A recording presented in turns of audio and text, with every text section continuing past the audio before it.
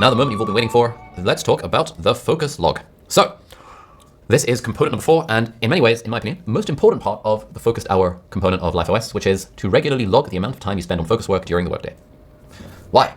Well, as Grace Hopper, American computer scientist and mathematician and US Navy admiral, famously said, one accurate measurement is worth 1,000 expert opinions.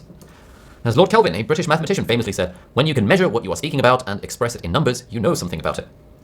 W. Edwards Deming, who was apparently an American composer and economist, famously said, in God we trust, all others bring data.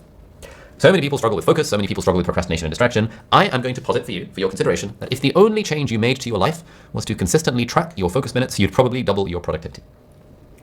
This is a strategy known as self-monitoring. Amy Walters, psychologist, famously said self-monitoring is an evidence-based strategy that we use with all kinds of behavior change. Tracking your behavior gives people some accountability. It can create some natural feedback, and it can serve as a source of motivation. They see, gosh, if I really follow my plan, I start to see some changes. There are all of these things, studies that show, for people trying to lose weight, simply just weighing yourself every morning and measuring your weight. Measurement has an intervention. Measurement has an impact because now you are aware of that number. I've been trying to keep on top of my health, but for the last few weeks, for the last month and a half, I actually haven't weighed myself. And I weighed myself last night, and I've gained 3 kg. And I did not intend to gain 3 kg. I just randomly gained 3 kg, and I was like, oh, damn.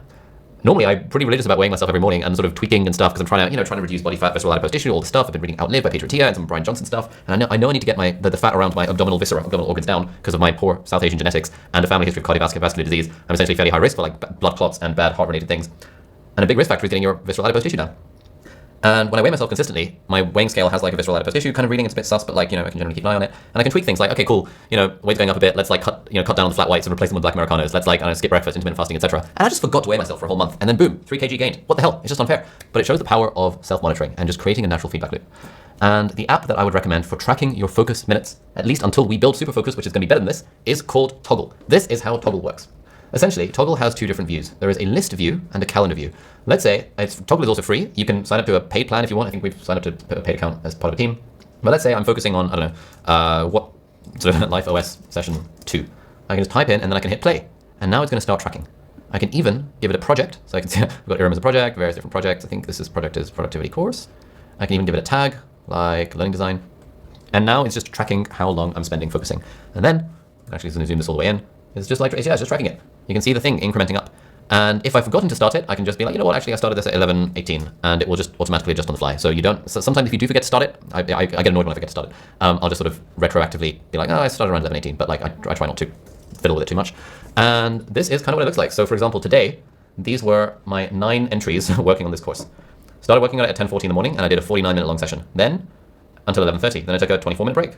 Probably to use the bathroom, I suspect. And then 54 minutes. And then it was 12:48, and we went for lunch, and then went for a run after lunch to get my energy back up. Then from 3:07 to 4:11, I did an hour and 3 minutes working on these slides, and then took a 9-minute break, and then another 58 minutes, and then took a 21-minute break, and then another hour and 3 minutes, and then another 32 minutes, 16 minutes, 48, 13 minutes. So today, so far, from 10:40 to 9:24 p.m., I have clocked in 6 hours and 40 minutes of non-stop focus on these slides. So I hope you appreciate the amount of time and effort going into these slides. On top of all of the stuff that me and Taylor and Angus were doing to prepare these slides beforehand as well, but as is the case with all things. So this is 6 hours and 40 minutes. Earlier this week, or was it yesterday, an hour of filming for socials, 44 minutes to write my newsletter, 21 minutes to finalize a video for the YouTube channel that I intended to film today but didn't quite have enough time, 26 minutes on my morning manifesto, more on that next week, 2 hours and 30 minutes of filming the other day, 1 hour and 18 minutes on this course, 56 minutes on my YouTube channel, 48 minutes, etc., etc. And there's also a calendar view on Toggl, so essentially if I zoom out a bit, it sort of brings in your work calendar, and so you can in fact just create sessions. So if you want, you can use Toggl to track your meetings. So this was the growth meeting that we did. I can hit this button, copy as time entry, and now it's logged as a time entry as well. And I can, put a project on it, which is business, and I can put a tag on it, which is meeting. I don't really like meeting internal, and I can hit save. Great, now I've just tracked my meeting time as well. I don't really like tracking my meeting time because I don't view time in meetings as being genuine focus time, and I like to keep an eye on how much time I've actually spent focusing on stuff and doing deep work. This is very, very helpful. I am admittedly inconsistent as it relates to my use of Toggl, because partly because I often don't do focused work now that I'm an entrepreneur and don't really need to because the team does all the hard work and I don't really do anything, but also partly because we are building Superfocus to be a better app. And so I've been dabbling with all sorts of different methods to figure out what's the best thing we can build into Superfocus. But I do find that when I'm consistent with tracking my focus minutes, I focus way more than when I'm not consistent with tracking my focus minutes. Toggl is very good and it's free. Don't just take my word for it. This was someone from last cohort, Hurum, on May 10th. Toggl has been incredibly effective the past week. I must have abandoned time tracking tools more than a dozen times over the years. Even Toggl itself a handful of times. It never stopped, clunky. Whereas now it is driving me to hyper-focus on my tasks. When the clock is on, I don't succumb to distractions, and my mind is on squeezing out efficient productivity every minute. Could just be a matter of time, right place, right time, or it was Ali's great framing in his last video. I would say it's the latter helping a shift in mindset that has made a difference. We've got Sleeves Emily Messner.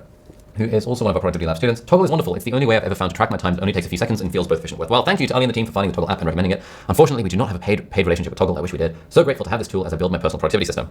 And we've also got Kevin saying just, wow, I've started playing with Toggl and I love it. I'm a tracker and data junkie, blah, blah, blah. With Toggl, I'm delighted to say the colorful project breakdown and charts look perfect for me. I backfilled yesterday's work and I can even feel a sense of accountability for things I didn't get done. The feature to add work straight from calendar entries is fantastic too. Definitely going to continue this experiment. So, all in all, if the only change you made to your life was to consistently track your focus minutes, you would almost certainly double your productivity. I know that for me, when I consistently track my focus minutes, I'm way more productive than when I don't.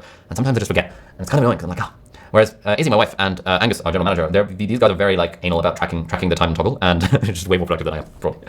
So that is the log. I regularly log the amount of time I spent on focus work during the workday, and we can put that as a little check mark.